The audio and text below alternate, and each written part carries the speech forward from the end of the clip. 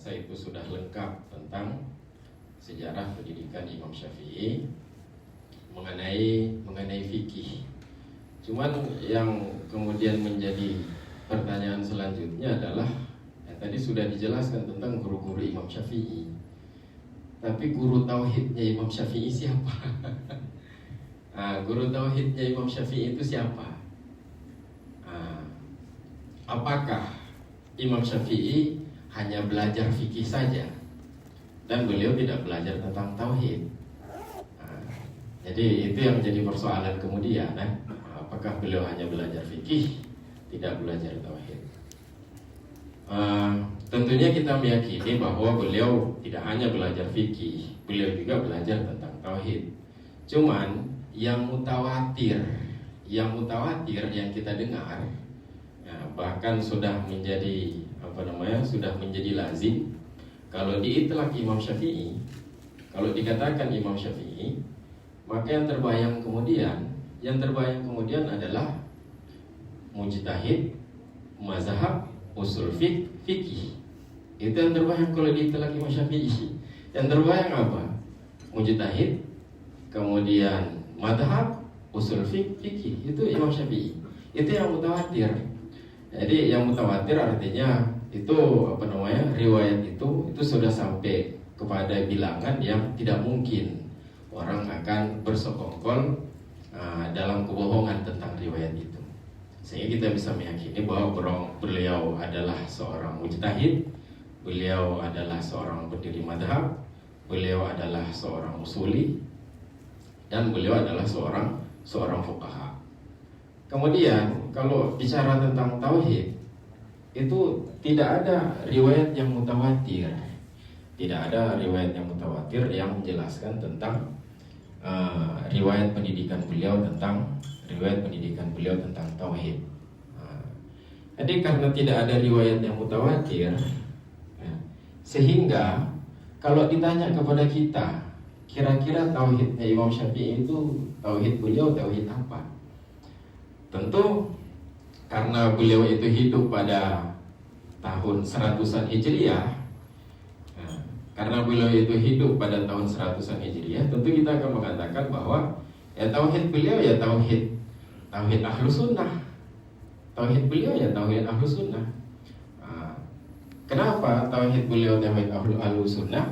Jadi kalau tauhid beliau itu adalah tauhid Ahlus Sunnah, kenapa kita tidak intisab, kita tidak menisbahkan saja tauhid kita seperti tauhidnya Imam Syafi'i? Yang jadi persoalan kemudian adalah kenapa yang dipersoalkan adalah tauhidnya Imam Syafi'i saja? Seharusnya kita harus adil. Kalau bertanya tentang tauhidnya Imam Syafi'i, tanya juga tauhidnya Imam Malik apa? Tauhidnya Imam Hanafi apa? Tauhidnya Imam Ahmad bin Hanbal apa?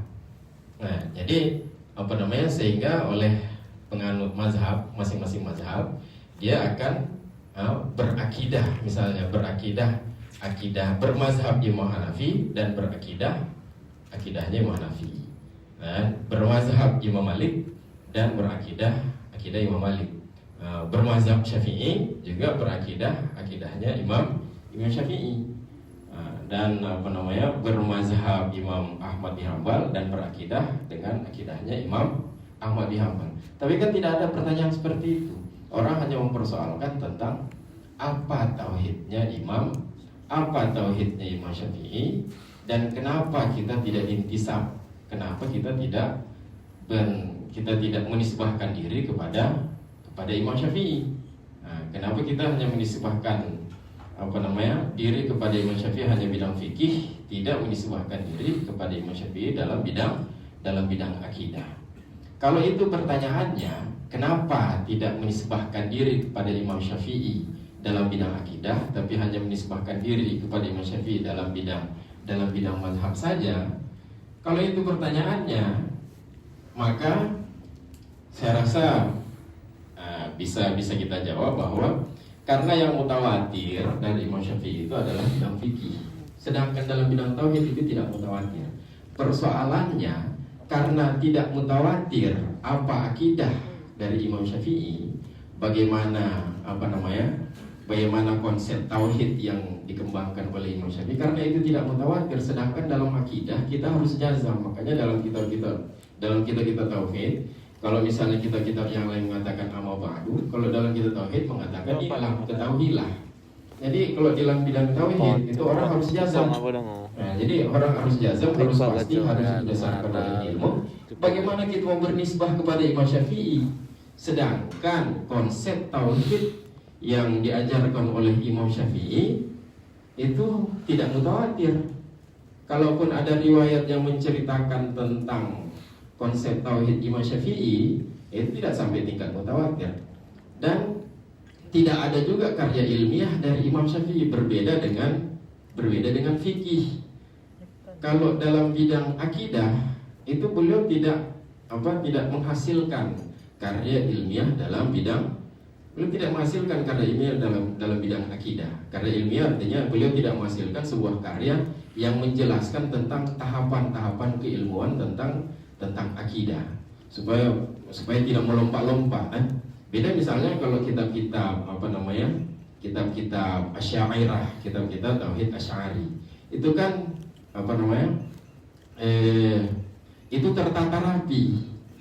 Jadi tertata rapi dimulai dari penjelasan tentang pembagian hukum, ada hukum akal, ada hukum syar'i, kemudian ada hukum adat, kemudian hukum akal itu terbagi kepada wajib, mustahil, jaiz. Kemudian sifat yang wajib kepada Allah itu ada sifat nafsiyah, ada sifat salbiyah, ada sifat ma'ani, ada sifat ma'nawiyah. Kemudian apa yang mustahil bagi Allah, kemudian apa saja yang jaiz bagi. Jadi semuanya itu dijelaskan secara sistematis, secara bertahap. Kalau kitab-kitab yang diajarkan oleh tauhid Asy'ariyah, tauhid Imam Asy'ari.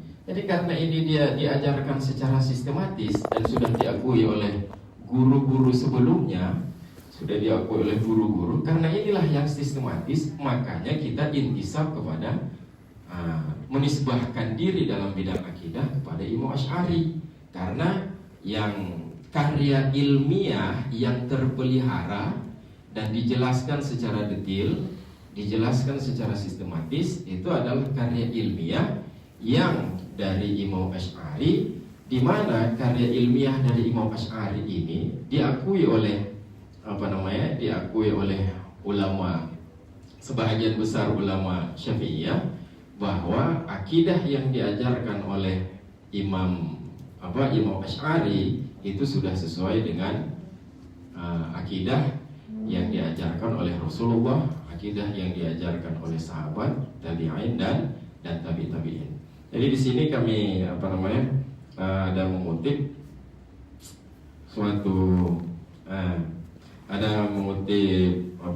ada dijelaskan dalam kitab Tabaqatus Syafi'iyatul Kubra. Jadi di situ Imam As-Subki mengatakan, "I'lam anna Abul Hasan lam yubdi' ra'yan. Inna Abul Hasan lam yubdi' ra'yan wa lam yunshi' madhaban wa inna ma huwa muqarrirun li madhahibis salaf munadilun amma kanat alaihi sahabatu Rasulillah sallallahu alaihi wasallam." Jadi Imam Subki beliau mengatakan bahwa ketahuilah sungguhnya Abul Hasan al-Asy'ari itu beliau tidak membuat pendapat baru dalam bidang akidah. Beliau tidak membuat pendapat baru, walam yunshi' madhaban, dan beliau tidak membuat aliran pemikiran baru tentang akidah. Hanya saja beliau itu muqarrir. Beliau itu adalah seorang ulama yang mengukuhkan kembali tentang madhab-madhab, jalan-jalan pikiran daripada golongan salaf. Golongan salaf artinya kalau dikatakan salaf itu kan batasnya hanya sampai 300 Hijriah, sama seperti kata Rasul, khairun nas qarni tsummal ladzina yalunahum tsummal ladzina yalunahum, bahwa manusia terbaik itu adalah manusia di eraku, di abadku, yaitu generasi sahabat. Kemudian alladzina yalunahum, kemudian generasi selanjutnya, kemudian generasi selanjutnya. Artinya generasi terbaik itu adalah generasi sahabat, generasi tabi'in, kemudian generasi tabi'in. Di mana ulama mengatakan itu batasnya itu hanya sampai 300 Hijriah karena 3 abad kata Rasul. 3 abad itulah yang dikatakan dengan salaf. Jadi apa yang dibawa oleh Imam Asy'ari kata Imam Subki, beliau tidak membawa pendapat baru. Beliau hanya muqarrir, beliau hanya mengukuhkan bagi jalan pemikiran daripada golongan salaf, yaitu sahabat, tabi'in dan tabi'in. Dan ini memang sesuai dengan prediksi Rasul. Kata Rasul mengatakan bahwa ya ba'athullah ala ra'si kulli mi'ati sanah may yujaddidu li hadhil ummah dinaha.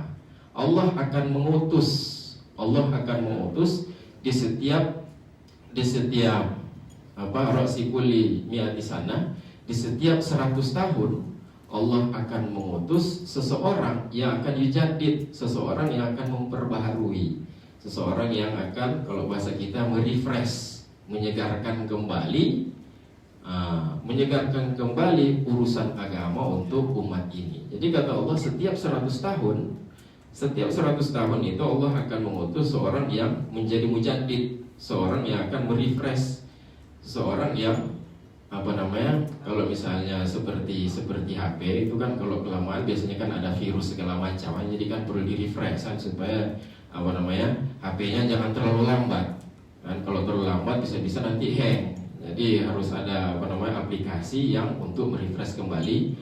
Jadi kira-kira kalau diumpamakan dengan aplikasi, maka seorang mujaddid, mujaddid artinya beliau muqarrir, beliau yang mengukuhkan kembali jalan pemikiran salaf dalam bidang akidah, itu adalah Imam Asy'ari, di mana beliau muqarrir, mengukuhkan kembali aliran jalan pikiran daripada salaf. Jadi kalau beliau mengukuhkan jalan pikiran salaf, Imam Syafi'i itu beliau termasuk salaf. Beliau itu termasuk salaf karena beliau lahir di tahun 100-an Hijriah. Jadi karena beliau itu termasuk salaf, berarti sebenarnya Imam Asy'ari itu bernasab kepada Imam Syafi'i dalam bidang akidah. Jadi kalau mau tanya akidahnya Imam Asy'ari, akidah beliau akidah apa? Ya sama dengan akidah Imam Syafi'i. Jadi kalau akidahnya Imam Asy'ari sama dengan akidahnya Imam Syafi'i, kenapa kita tidak bernasab kepada Imam Syafi'i saja? Ya kita harus jujur. Mana ada kitab yang menjadi karya ilmiah daripada Imam Syafi'i yang menjelaskan secara sistematis tentang tahapan-tahapan pendidikan akidah? Kan tidak ada kitabnya. Jadi bagaimana kita bernasab kepada Imam Syafi'i dalam bidang akidah? Cuman kalau kita bernasab kepada Imam Asy'ari dalam bidang akidah, sama dengan kita bernasab kepada Imam Syafi'i, dan bukan hanya kepada Imam Syafi'i, juga bernasab kepada salafus saleh, yaitu tabi'in, sahabat, dan kepada Rasulullah SAW. Kalau pertanyaannya adalah kenapa tidak bernasab kepada Imam Syafi'i? Ya tidak ada karya ilmiahnya. Bagaimana mau bernasab kepada Imam Syafi'i? Berbeda kalau dalam bidang fikih. Kalau dalam bidang fikih, itu sudah mutawatir itu. Dan itu sudah identik kalau dikatakan Imam Syafi'i, itu sudah lazim itu. Kalau dikatakan Imam Syafi'i, maka lazimnya adalah mujtahid mutlak. Lazimnya adalah madhab. Apa itu madhab? Madhab artinya ahkam mukhtarah.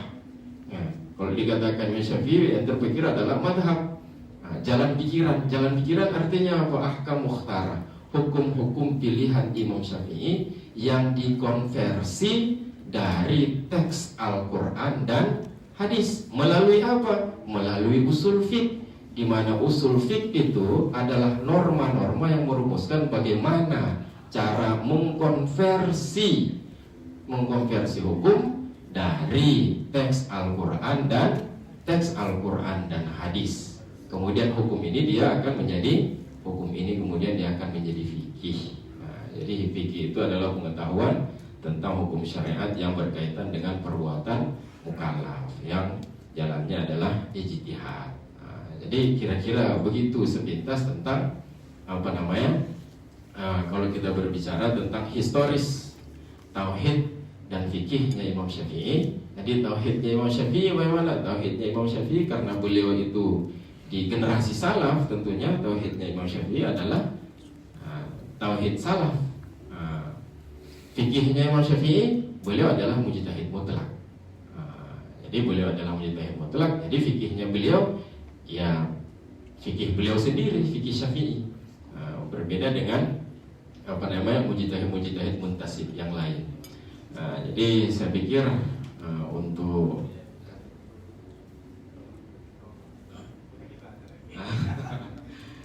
jadi saya pikir untuk sekilas tentang bagaimana fikih dan tauhid dari Imam Syafi'i, mungkin untuk tahap pertama seperti itu.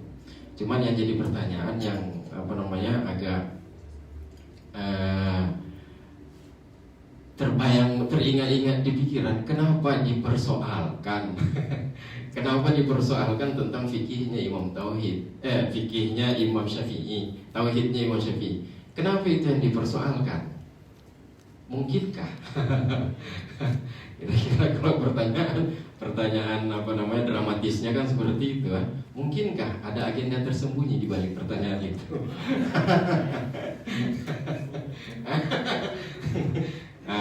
Menyelul yakin. Nah, agenda tersembunyi di balik itu mempersoalkan.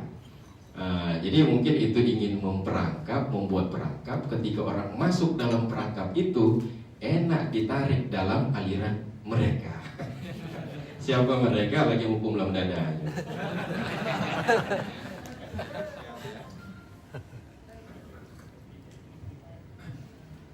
Baik, alhamdulillah sudah kita mendengar tadi paparan yang sangat luar biasa.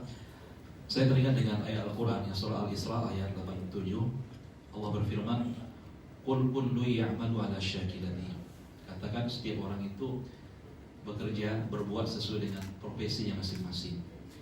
Jadi ada ahli fikih, ada ahli tauhid. Tentu kita tidak bisa memaksakan. Kalau saya itu bisa di bidang A misalnya, tidak bisa memaksakan di bidang B. Kita lihat dari pemaparan Ustaz tadi bahwa tidak ada riwayat yang mutawatir yang menunjukkan atas bagaimana daripada tauhidnya Imam Syafi'i, dan juga tidak ada karangan-karangan beliau yang berkaitan dengan tauhid. Karena memang fokus beliau adalah kepada fikih, dan itu beliau menjadi mujtahid yang sangat luar biasa, dan bahkan beliau peletak qawaid dan ijtihad itu beliau yang meletakkannya, yang dikenal dengan kitabnya itu adalah Ar-Risalah. Maka kalau tadi Ustaz kita menyampaikan sesungguhnya tauhid Imam Syafi'i itu, atau tauhid kita sekarang ini, tauhid Asy'ariyah ini sesuai dengan tauhid daripada Imam Syafi'i. Karena Imam Syafi'i itu termasuk daripada salaf, ya, salafus salih, yang termasuk dalam kurun yang telah dijelaskan oleh Rasulullah SAW. Karena ini berdasarkan daripada penjelasan Imam As-Subuki yang dikutip oleh Ustaz kita, bahwa Imam Abu Hasan Al-Asy'ari beliau bukan membuat mazhab baru dalam tauhid. Beliau hanya muqarrir, ya, beliau hanya mengakui tentang daripada akidah-akidah tauhid-tauhid yang lalu tersebut. Saya ada sedikit menambahkan, boleh Ustaz? Ya. Begini, yang menjadi persoalan antara perbedaan yang mendasar, ya, waktu itu ya lahir seperti Mu'tazilah, Syiah, Khawarij, ya, dan juga yang lain, ya, daripada Qadiriyah, ya. Yang menjadi persoalan itu tentang memahami sifat Allah seperti itu. Dan di sini bisa dilihat komentar-komentar salaf itu tentang memahami sifat Allah. Salah satu di antaranya adalah summastawa 'alal 'arsy, bahwa Allah itu bersemayam di atas 'arsy. Apakah salaf dahulu memahami itu dalam bentuk lafaz, ya, bahwa Allah itu secara jisim bersemayamnya atau tidak? Ya, ada saya baca buku bahwa ada mazhab salaf itu mereka memahaminya bukan dipahami secara jisim, ya, tapi mereka itu ada mazhab namanya tafwid namanya, menyerahkan ini kepada Allah Subhanahu wa taala. Nah, sementara dalam pandangan Asy'ariyah itu adalah itu disebut dengan takwil, mentakwilkan bagaimana bersemayamnya Allah di atas arsy tersebut. Tentu ini yang menjadi dasar ikhtilaf tersebut, sehingga ada yang mengatakan sebenarnya Abu Hasan al-Asy'ari itu sesuai pemahaman tauhid beliau dengan pemahaman Imam Syafi'i. Sebab Imam Syafi'i sepakat memahami sifat Allah tadi, ya seperti yadullah fawqa aydihim, kemudian sumastawa al-arsy itu dengan pemahaman at-tafwid. Dan dalam mazhab Asy'ariyah itu diakui dua. Yang pertama adalah ta'wid, yang kedua adalah tafwid. Nah, ini saya hanya menguatkan sedikit saja, kalau saya salah mohon dikoreksi. Sehingga ada benang merah selama itu kan, penghubung antara mazhab tauhid Asy'ariyah ini dengan tauhidnya Imam Syafi'i. Jadi kalau nanti orang bertanya, berarti ini terkoneksi ya antara tauhid Imam Syafi'i ya dengan tauhidnya Asy'ariyah, atau sebaliknya seperti itu. Ini tambahan dari saya. Kemudian tadi juga beliau telah menjelaskan tentang fikihnya Imam Syafi'i, dari mana asasnya, dari mana landasannya, tentu daripada Al-Quran dan Sunnah juga. Ada orang yang mengatakan apa? Jangan kita berpedoman kepada manusia. Ada nama kelompok itu al-mazhabiyah. Tidak boleh bermazhab. Jadi kita hanya dengar Al-Quran dan Sunnah saja. Jadi ini menggambarkan seakan-akan mazhab Syafi'i itu tidak punya landasan. Lihat ini, apa yang disampaikan oleh Ustaz tadi tentu jelas bahwa Imam Syafi'i ini ia punya landasan dalam ijtihad, itu Al-Quran dan Sunnah, bahwa beliau itu tadi hafal Quran, juga menghafal Muwatta yang sangat luar biasa. Bahkan beliau itu paham ya tentang perselisihan dalam hadis. Ada hadis itu namanya mukhtalaful hadis, hadis yang saling kontradiktif, bertentangan. Yang hadis ini bilang nggak boleh, hadis ini bilang boleh. Ini kontradiktif. Sehingga beliau itu punya satu kitab namanya Mukhtalaful Hadis. Nah, jadi kitab itu menggambarkan tentang hadis-hadis yang kontradiktif, itu dicari solusinya oleh Imam Syafi'i rahimahullah. Kemudian ini menjadi pegangan oleh ahli hadis saat ini. Nah, tentu oleh karena itu ini menunjukkan bahwa mazhab Syafi'i punya landasan yang kuat, tentu dari Al-Quran dan Sunnah dan seterusnya. Ini mungkin ya sedikit yang dari moderator, hanya menyimpulkan saja Ustaz. Jadi kami mengambil ilmu dari Ustaz seperti itu ya. Berikut kita akan buka sesi diskusi ya, tanya jawab. Mungkin ada yang mau bertanya atau juga ada yang berikan tanggapan. Kita bebas di sini untuk memberikan tanggapan. Nanti jangan memberi tanggapan itu di media sosial ya. Itu nanti bisa itu ada kajian lain, itu tidak boleh demikian. Kita selesaikan di sini gitu ya. Kalau ada hal yang kurang berkenan, boleh kita sampaikan di sini secara ilmiah seperti itu. Untuk sesi pertama kita membuka ya 3 orang karena waktu singkat. Kami buka dari depan ini 1, tengah 1, dan di belakang 1. Perempuan udah gak ada lagi ya. Jadi sebenarnya mau buka juga, berarti 4 tadi ya. Mau dibuka seperti itu. Baik, kita mulai dari yang depan dulu. Silakan. 1, ada yang kedua siapa nanti? Biar ini. Yang kedua yang di tengah. Iya. Yang paling belakang, mohon maaf. Ada yang mau bertanya? Yang paling belakang? Atau yang sedang di meja resepsionis juga boleh. Ya, sambil menikmati kopi seperti itu. Ya, kalau nggak ada ya kita mulai. Oh, tadi tentu bukan mau bertanya ya, ambil mic aja ya. Baik, silakan sebutkan nama dan dari mana, organisasi ataupun daya dan seterusnya. Silakan. Waktunya 3 menit ya untuk bertanya. Bismillahirrahmanirrahim. Assalamualaikum warahmatullahi wabarakatuh. Nama saya Muhammad Fakri, saya dari Dayah Bintu Sabri Lamatu. Saya ingin sedikit bertanya kepada Tengku Erwin tentang mengenai fikih Imam Syafi'i. Sekarang kami di kalangan santri maupun di mahasiswa sering muncul di kami itu pertanyaan tentang bermazhab. Kita mengakui kalau kita itu bermazhab Syafi'i. Terus orang itu mempertanyakan, kalau kalian bermazhab Imam Syafi'i, lantas mengapa kalian tidak pernah membaca kitab Muwatta? Seolah-olah kita hanya mengakui kitab kitab Al-Um. Seolah-olah kita hanya mengakui bermazhab Syafi'i, tapi kita tidak membaca kitab yang tulis langsung oleh Imam Syafi'i. Nah, itu yang pertama. Terus pertanyaan yang kedua, kenapa harus ada yang namanya qaulul qadim dengan qaulul jadid? Bukankah dengan adanya ini akan timbul lagi perpecahan ataupun khilafiyah di antara para umat nantinya. Saya rasa hanya sekian dapat saya tanyakan. Assalamualaikum warahmatullahi wabarakatuh. Waalaikumsalam. Ya, terima kasih Pak Kri. Ada 2 pertanyaan. Ada yang lain? Silakan. Kalau nggak ada yang bertanya, terpaksa moderator yang buat pertanyaannya. Jadi PR kami seperti itu ya. Ada yang mau? Atau dijawab dulu Ustaz yang ada dulu ya? Ya, boleh Pak. Untuk menjawab sebenarnya kok hanya sih lu nah. Cuman lun coba untuk jawab nanti apakah nanti moderator nanti lengkapi kan? Al-ilmu anwa'un. Jadi tentang apa? Pertama tentang bermadhab. Kenapa tidak langsung membaca al-um?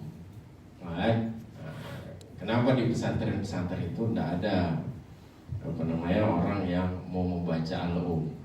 Yang dibaca matan takrib, bajuri, i'anah, kemudian mahali, ada yang sampai tuhfah, al-um tidak ada yang baca. Jadi kitab yang paling enak dibaca itu adalah kitab yang ada syarahannya. Kitab yang paling enak itu adalah kitab yang paling enak dibaca itu, yang paling mudah dibaca itu adalah kitab yang ada syarahannya. Jadi kalau al-um itu kan nyapa foto kan. Jadi kalau kita cuma baca itu dengan daya idrak seperti kita ini, jangan-jangan kita waktu menjelaskan al-um itu tidak seperti yang dikehendaki oleh Imam Syafi'i. Nah, jadi oleh alim ulama mereka membuat syarahan-syarahan supaya apa? Supaya pemahaman kita tentang al-um itu, seperti sesuai dengan apa yang dikehendaki oleh Imam Syafi'i. Makanya paling enak kalau baca kitab itu ada matan, ada syarah, supaya ketika kita menjelaskan matan itu kita tidak menjelaskan sesuai ilmu kita, tetapi kita jelaskan sesuai ilmunya pensyarah, sehingga penjelasannya lebih luas. Loh, kalau kita cuma jelaskan begitu saja matan itu, ya seolah-olah cuma sekedar begitu. Artinya membaca kitab-kitab kitab-kitab syarahan, bajuri dan lain sebagainya, itu sebenarnya kita membaca al-um melalui pemikiran para alim ulama. Daripada kita baca sendiri nanti sesuai kita gambarkan nanti seperti yang kita pahami akhirnya. Nah, kita jelaskan, kita pahami itu sesuai dengan pemahaman kita yang dangkal pada akhirnya. Jadi begitu. Kenapa tidak baca al-um? Karena dengan membaca kitab-kitab yang sudah yang sudah ada dalam kurikulum dayah, itu sebenarnya sama dengan kita mengkaji al-um sesuai dengan pemahaman para alim ulama, bukan sesuai dengan pemahaman kita. Dan saya rasa itu lebih selamat seperti itu. Kemudian yang kedua,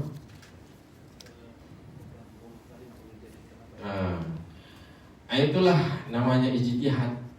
Sekuat-kuatnya ijtihad hanya hasil zan. Tidak ada ijtihad hasil yakin. Misalnya kita ijtihad, misalnya tentang arah kiblat, kita ijtihad begini arahnya yang pertama. Namanya juga ijtihad, kita tidak lihat langsung Ka'bah. Saya karena ini ijtihad kan kalau bahasa kita kan menyelidiki. Ya, kalau sudah lihat langsung itu bukan menyelidiki, kalau lihat langsung ya hasil yakin. Tapi kalau ijtihad, sekuat-kuatnya ijtihad dia hasil zan. Namanya zan itu ihtimal naqid. Itu ada kemungkinan berlawanan. Namanya juga zan. Kalau tidak ihtimal yakin, itu sudah ta'rif ilmu itu. Nah, jadi ta'rif ilmu itu kan idrakun an dalilin mutabiqun lil waqi, la yahtamil naqid. Kira-kira begitulah, bercampur-campur. Jadi idrak menjangkau sesuatu yang berdasarkan dalil yang sesuai dengan kenyataan dan tidak ada kemungkinan naqid, tidak ada kemungkinan berlawanan. Misalnya tentang orang tanya 1 tambah 1 ya 2. Kita bisa jelaskan kenapa 1 tambah 1 sama dengan 2. Ya bisa jelaskan kenapa 1 tambah 1 sama dengan 2. Tapi kalau tidak bisa kita jelaskan 1 tambah 1 berapa? 1 tambah 1 2. Kenapa begitu? Karena bapak saya bilang begitu. Nah, itu itikad namanya, bukan ilmu, karena tidak berdasarkan tidak berdasarkan dalil. Dan namanya itikad dia bisa berubah. Nanti orang bisa gerta, itu bapak kamu bilang 2, kakek kamu bilang 3. Jadi 1 tambah 1 sama dengan 3. Itu itikad. Nah, itu tidak jadi ilmu. Tapi zan itu dia ihtimal nakid. Jadi karena dia ihtimal nakid, ya, karena dia itu ihtimal nakid, makanya yang namanya ijtihad itu ada kemungkinan dia akan berubah. Dan Imam Syafi'i boleh bertanggung jawab, beliau gentle, tidak seperti walaupun beliau ulama besar, justru ketika beliau mengeluarkan fatwa yang jadid, itu berarti menunjukkan beliau itu gentleman. Berarti beliau tidak ragu untuk merubah fatwa beliau yang beliau yakini itu bertentangan dengan dalil yang sahih. Beliau tidak ragu untuk merubah. Bahkan kan wal amal alaihi, ya. Jadi kalau sudah ada pendapat jadid, maka yang diamalkan itu adalah pendapat jadid, bukan pendapat qadim. Dengan catatan selama tidak ada mujtahid selama tidak ada mujtahid tarjih yang kemudian mentarjihkan pendapat beliau yang qadim, pendapat lama beliau. Nah, jadi saya rasa demikian. Sehingga karena itu menjawab kenapa mazhab itu sampai 4. Nah, karena mazhab itu ahkam mukhtarah, pilihan hukum-hukum pilihan itu dasarnya adalah ijtihad. Jadi karena dasarnya ijtihad, ada kemungkinan nakid, ada kemungkinan hukum yang berbeda. Makanya ada mazhab Imam Hambali, kemudian ada mazhab Imam Syafi'i, Imam Malik, dan Imam Hanafi. Jadi itu karena dasarnya adalah ijtihad. Jadi kalau itu apakah kemungkinan nanti terjadi gesekan, terjadi perpecahan di kalangan umat? Tidak akan terjadi gesekan, karena al-ijtihad la yunqadu bil ijtihad. Ijtihad orang itu, ijtihad kita begini, antara ijtihad, kalau orang mengerti ini, antar ijtihad itu tidak bisa saling membatalkan. Makanya itu ada orang katakan bahwa sebenarnya ilmu itu sebelum dia jadi ilmu itu namanya persepsi. Jadi dari persepsi kemudian dia jadi ilmu, kemudian yang ketiga ketika orang sudah betul-betul malim itu nanti jadi wisdom, kebijaksanaan. Jadi orang kalau ilmunya itu sudah sangat tinggi, maka dia akan mengakui kebenaran daripada orang lain. Tidak akan terjadi gesekan. Yang jadi persoalan ini ketika orang yang ilmunya tanggung kemudian berpendapat, di situ terjadi gesekan. Nah, kira-kira gitu. Mungkin yang nanya itu ilmunya yang nanggung, ya. Memang ya sering pertanyaan yang kontroversi seperti itu, ya. Saya tidak nambahkan lagi karena memang sudah jelas dan sungguh luar biasa daripada jawaban tadi, dan mungkin Fakhri sudah paham, ya, dan sudah mengerti apa yang disampaikan tadi. Mungkin ada yang lain yang bertanya. Ada kira-kira? Ya, silakan Teguh.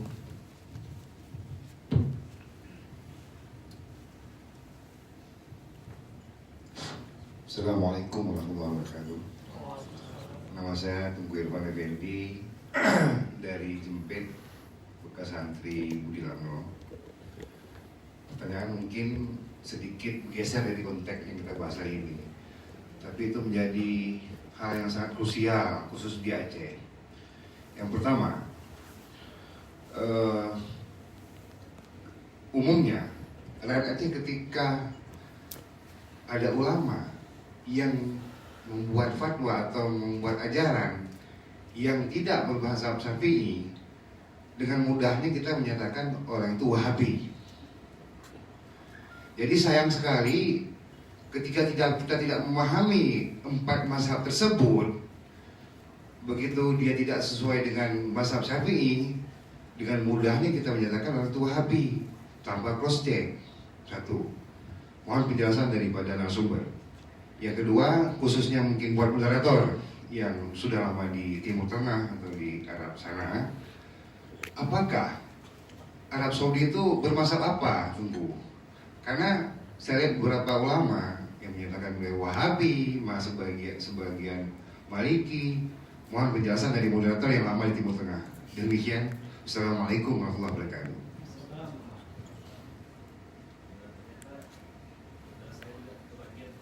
Baik, ini ada 2 pertanyaan Ustaz. Jadi kami persilakan untuk Ustaz.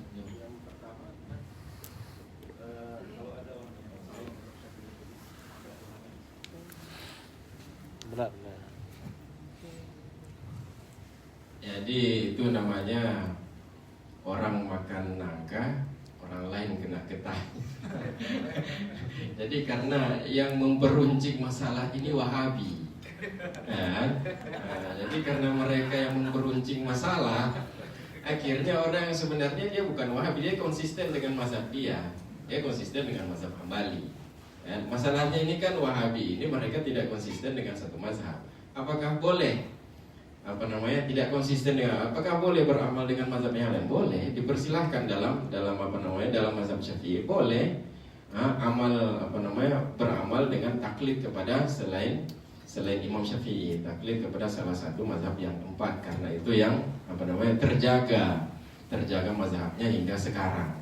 Nah, boleh, asalkan jangan sampai yang seperti kita maklum, jangan sampai talfik dalam satu masalah ataupun berupaya untuk melepas ribatu taklif, melepas ikatan taklif. Jadi mau pindah-pindah mazhab tidak apa-apa, asalkan jangan talfik dan jangan ada upaya untuk melepas ikatan taklif.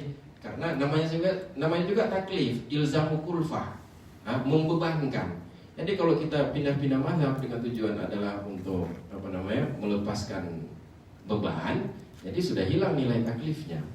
Nah, ini kalau mau pindah mazhab tidak apa-apa, cuman masalahnya itu, masalahnya jangan pansos. Nah, kan ada istilah sekarang pansos, panggung sosial. Nah, jadi mentang-mentang dia mazhabnya beda, kemudian dia ingin tampil beda, tampil beda di antara masyarakat yang konsisten dengan mazhab Imam Syafi'i. Itu kalau tujuannya itu ya salah namanya. Ya, berbeda tidak apa-apa, asalkan jangan ingin pamer. Cuman ya risiko tanggung sendiri. Jadi saya kira seperti itu jawab. Kemudian Imam Syafi'i yang beliau juga belajar di Mekah, itu di sana juga ada mazhab-mazhab yang berkembang. Kemudian beliau ke Mesir, ya, kemudian juga beliau ke Baghdad. Di Baghdad itu dikenal dengan mazhab Abu Hanifah. Juga kemudian berkembang mazhabnya Hambali. Jadi awal-awal mula dari tahun 100-an, 95 itu sampai dengan tahun 200-an diakhiri dengan Imam Ahmad bin Hambal, mazhab Hambali, ya, ini mazhab yang mu'tabar yang keempat itu. Sebenarnya mazhab ada 12 mazhab tersebut. Jadi ini yang mu'tabar 4. 200, kalau nggak silap itu 240 Hijriah meninggalnya Imam Ahmad bin Hambal. Tentu waktu itu perkembangan mazhab ada. Dan kapan munculnya ada terjadi ya peperangan dalam mazhab ini, dalam artian mazhab itu dinafikan di Arab Saudi itu. Karena ini hubungannya dengan politik. Saya teringat ada paman saya yang belajar di Saudi itu, lebih kurang 17 tahun di Saudi. Disampaikan di sana dulu ada memang di setiap sudut itu punya kabilah, ya. Kalau kita bahasa di Aceh itu punya kabilah, punya sudut-sudut zawiyah, ya, zawiyah. Di sana ada mazhab Syafi'i, ada mazhab Hanafi, Maliki dan seterusnya, yang mereka mengajarkan ilmu secara luas di sana secara bebas kepada siapapun. Bahkan ya perkembangannya sangat luar biasa. Kemudian pada masa zaman kalau tidak silap itu, ya, Raja As-Sumud itu yang berkuasa, beliau melihat perkembangan dari ulama-ulama ini yang mungkin agak mengganggu sistem pemerintah seperti itu, atau masuk sudah mulai mengkritik pemerintah dan seterusnya. Maka mereka menggunakan politik itu melalui kekuatan agama. Dia cari ulama yang agak netral dalam pandangan yang dimana dia tidak bermazhab, tidak berpegang kepada mazhab. Maka muncullah waktu itu Muhammad bin Abdul Wahab itu yang digunakan oleh pemerintah As-Suud ini agar tidak ada lagi kajian-kajian yang berkaitan dengan mazhab itu semuanya diusir itu.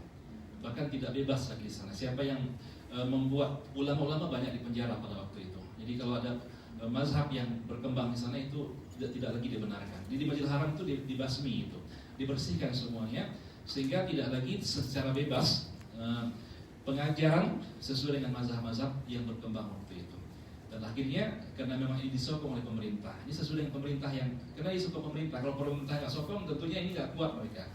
Disokong pemerintah, akhirnya menjadi satu kekuatan bagi mereka untuk membasmi yang lainnya. Jangankan itu, kami yang masuk ke Saudi saja itu ketika di bandara itu diperiksa kitab-kitab kami. Diperiksa ada nggak yang mengarah kepada pemikiran tertentu, pada kelompok tertentu. Kalau ada itu disita dan kami tidak diberikan masuk ke sana. Itu sangat ketat mereka jaga. Dan tentu lama-kelamaan itu menjadi bersih. Jadi mereka menggunakan dengan istilah itu bid'ah ya. Jadi istilahnya tabdi'i, takfiri, itu membid'ahkan orang, mengkafirkan orang, ya mulai menyalahkan orang. Dan ini punya kelompok mereka ini. Nah, tentunya memang disayangkan ada juga yang sebagian menjadi korban, yang dimana dia tidak ekstrim, dia hanya menjalankan sesuai dengan apa yang dia pahami benar, lalu dia tidak menyalahkan orang lain, dia hanya berjalan sesuai dengan normalnya saja. Seperti kita di Aceh ini mungkin ada kawan-kawan kita yang dia itu tidak bermazhab Syafi'i, dia menjalankan rutinitas biasa saja.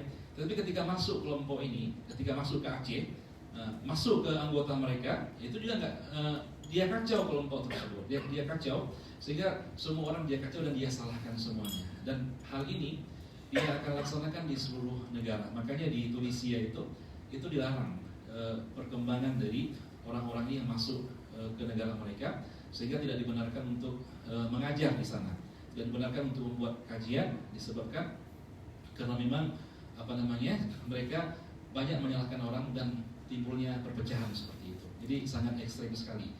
Bahkan di Yaman itu juga demikian, ya, tidak hanya sekedar adu mulut, ya, tapi sudah ada mengarah kepada fisik seperti itu. Jadi ini kalau ditanyakan apa mazhab di Saudi Arabia, tentu dulu berkembang mazhab. Kalau sekarang tentunya penduduk Saudi juga ada yang bermazhab.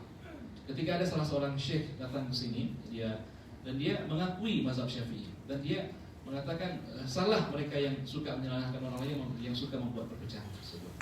Ini saya sampaikan berdasarkan pengalaman saja, tidak berbentuk ilmiah seperti itu ya. Mungkin ini bisa menjadi jawaban singkat malam ini seperti itu. Baik, ada lagi yang lain yang ingin bertanya? Silakan sebutkan nama dan dari mana.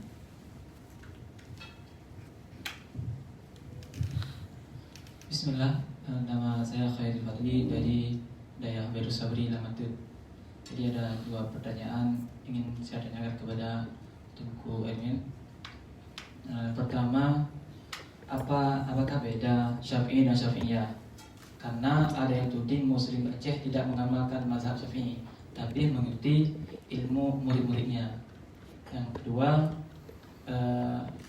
apakah benar jika nama kita sudah berada di hati para mursyid atau pemursyid kita, itu bisa terlepas kita dari siksa kubur. Dan jika itu tidak benar, lalu bagaimana pandangan tauhid terhadap kepercayaan seperti itu?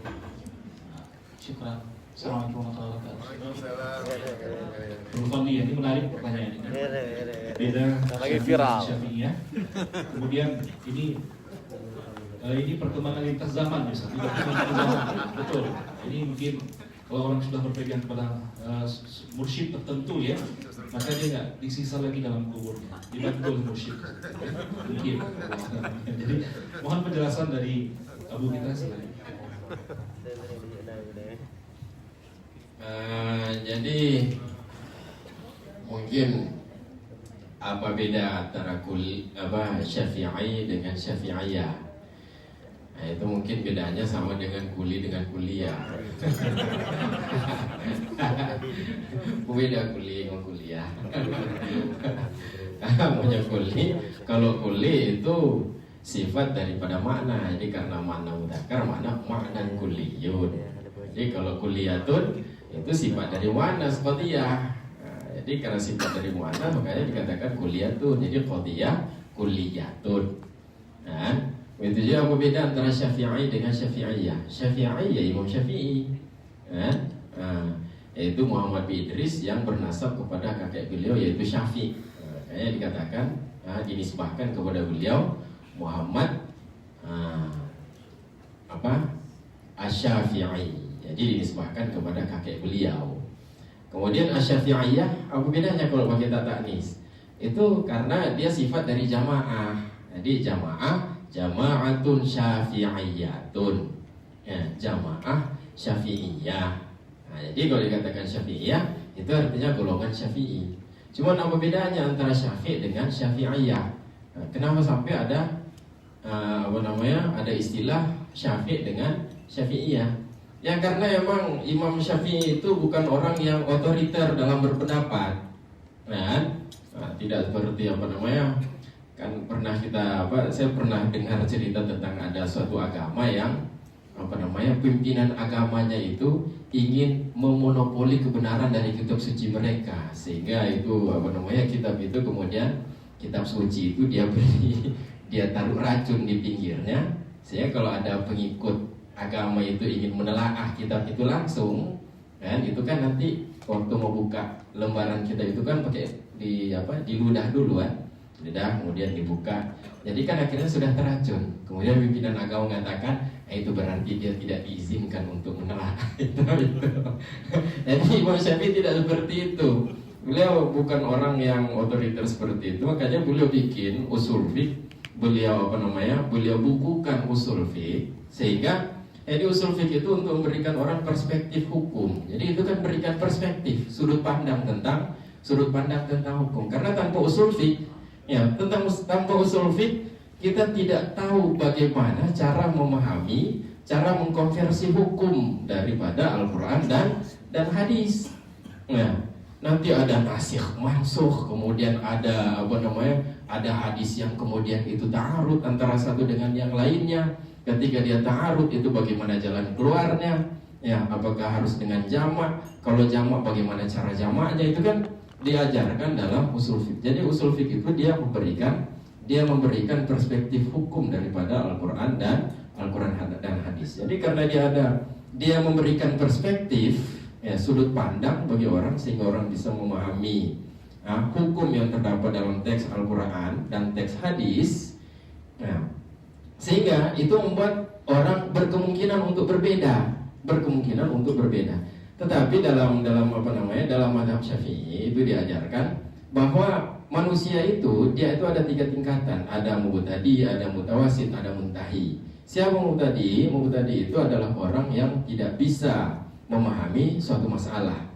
Siapa itu mutawasid? Pertengahan adalah orang yang bisa memahami masalah tapi tidak bisa menegakkan hujah. Siapa itu muntahi? Orang yang bisa memahami masalah dan mampu menegakkan hujah. Kemudian muntahi ini kemudian dia terbagi 3.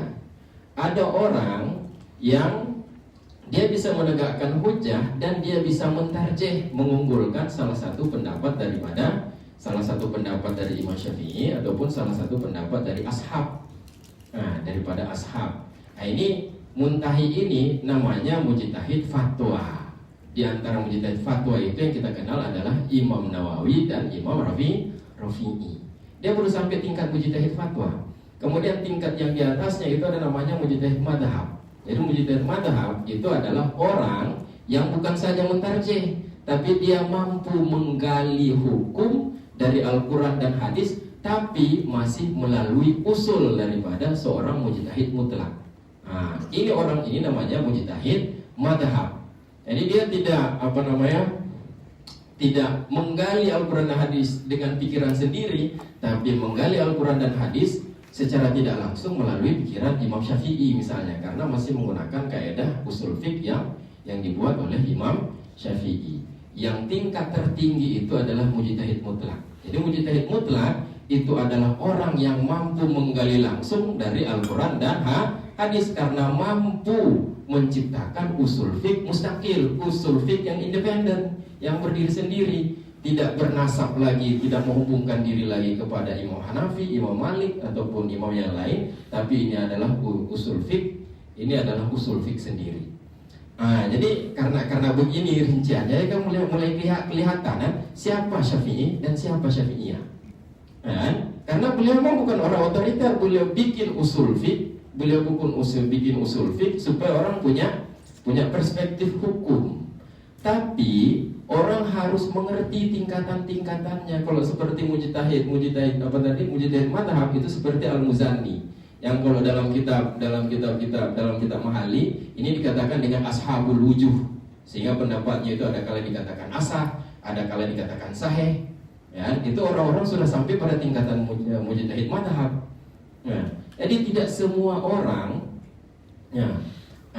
Jadi begitu, itu perbedaan antara. Jadi kalau Imam Syafi'i itu sudah sampai pada mujtahid madhab. Sedangkan Syafi'iyah itu mereka menggali hukum berdasarkan kaidah usul yang dibuat oleh Imam Syafi'i.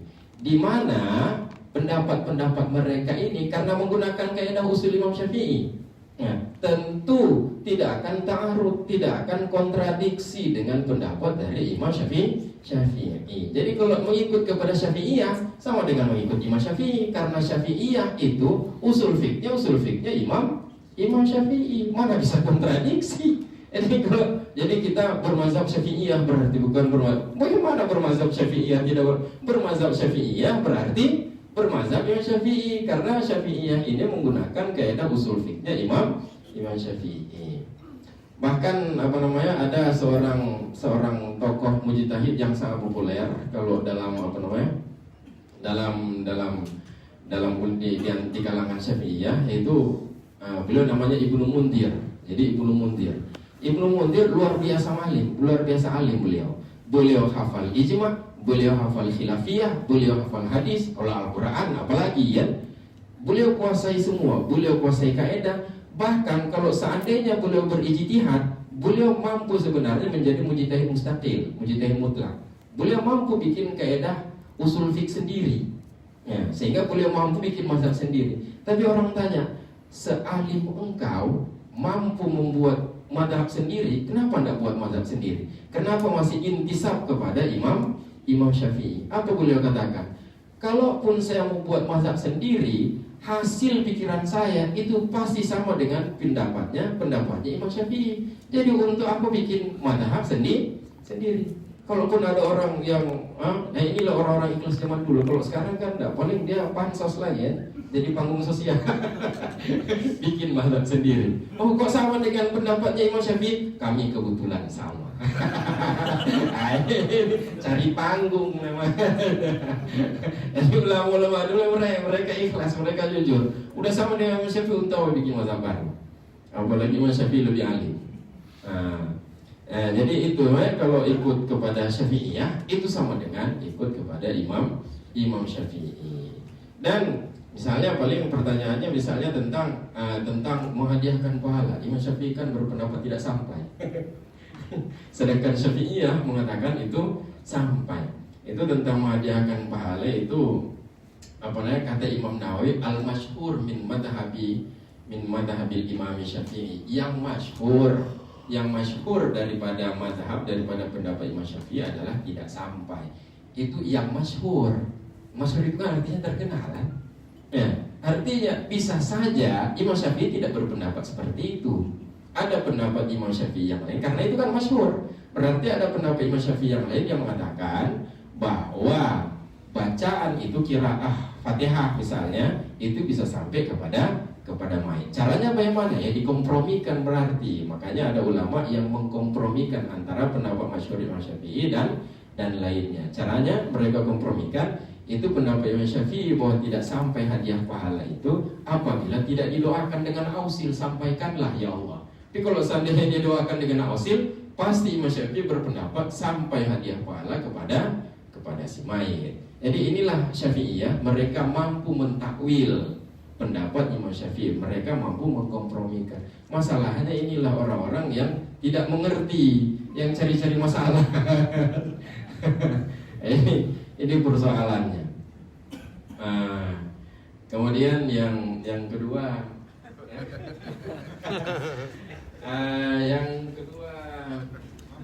jujur kami tidak cukup bahan untuk pertanyaan yang kedua karena semuanya ini kadang jawaban dari Ustaz.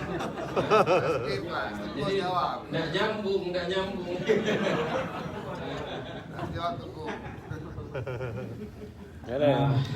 Bismillahirrahmanirrahim. Assalamualaikum warahmatullahi wabarakatuh. Nyo Areman. Ketua kan, jadi benar lah. Jadi alhamdulillah malam ini luar biasa pemateri dan juga moderator yang sengaja kita undang ya. Kita kombinasi luar biasa nih. Kita kolaborasi dengan Timur Tengah dengan daerah. Kan kita bisa lihat bahwa ilmu mereka berdua memang luar biasa. Perlu kita ikuti jejak beliau ini. Saya dengan Tengku Erwin dengan umur tua saya. Saya sebaya dengan abang beliau Tengku Irfan. Cuma beliau lebih alim dari saya. Saya ke Darussalam kelas 1, beliau udah kelas 4. Untung nggak saya pukul beliau itu, karena kecil beliau itu, dan masih muda. Saya pikir apa nih aneh ya? Rupanya malamnya saya tengok beliau udah mengajar orang. Anak kecil kemarin baru ngajar. Jadi itulah baru tahu saya itu bahwa beliau ini orang alim, luar biasa. Cuma saya terlambat belajar. Makanya tadi motivasi dengan beliau dan abang beliau yang ke Mesir, saya pun termotivasi dengan usaha macam-macam. Saya bisa ke Mesir alhamdulillah. Saya menghormati pendapat beliau dengan tidak menjawab pertanyaan tadi. Sebenarnya bagi saya pun tidak pantas untuk menjawab. Cuma saya berhusnuzan aja dan akan bersikap senetral-netralnya ini, ya, supaya tidak ada terjadi kericuhan. Begini aja jawabannya ya. Apakah benar kalau seandainya nama kita sudah di dada mursyid itu kita udah bebas dari siksa kubur, udah bebas dari siksa neraka, kita berhusnuzon aja. Ini mungkin orang pada status sedang belajar. Pada makam talim kan dibenarkan juga. Dan level pemahaman orang pun beda-beda. Pemahaman dari level rendah sampai level tinggi kan. Makanya ketika seorang budak bertanya kepada Nabi di mana Allah, kan ada ya, budak menjawab di langit. Ini kan jawaban kepada seorang budak, seorang hamba sahaya. Dan itu nggak bisa dijadikan sebagai dalil untuk umum. Orang yang sedang belajar baru jadi dia pahami agama. Dan saya teringat satu kisah daripada Syekh Abdul Qadir itu. Anak murid beliau, ada seorang anak murid beliau yang sangat awam tentang agama. Udah bertahun-tahun belajar tapi nggak pernah alim. Sehingga Syekh Abdul Qadir memerintahkan kepada muridnya nggak usah belajar lagi lah. Kamu hanya tugas kamu gembala kambing aja. Dan kononnya ketika anak murid ini meninggal, masuk dalam kubur, ditanya oleh malaikat, "Mar rabbuka?" Siapa Tuhanmu? Anak murid itu menjawab apa? Syekh Abdul Qadir. "Wa man nabiyuka?" Syekh Abdul Qadir. "Madum poinnya Syekh Abdul Qadir." Nah, kan? Dan ketika malaikat mau memukulnya, tongkat malaikat itu hilang sampai ke arah sana.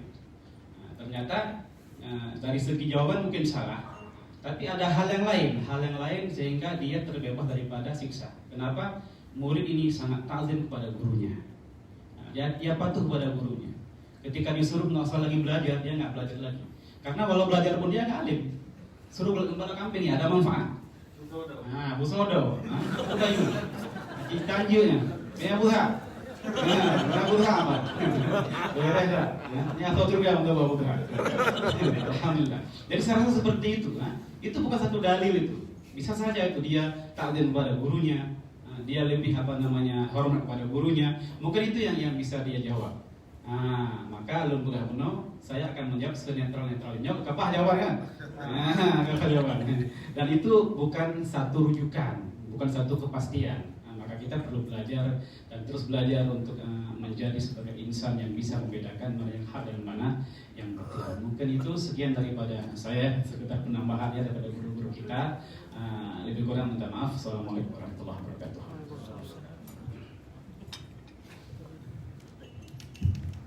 Terima kasih pada materi kita.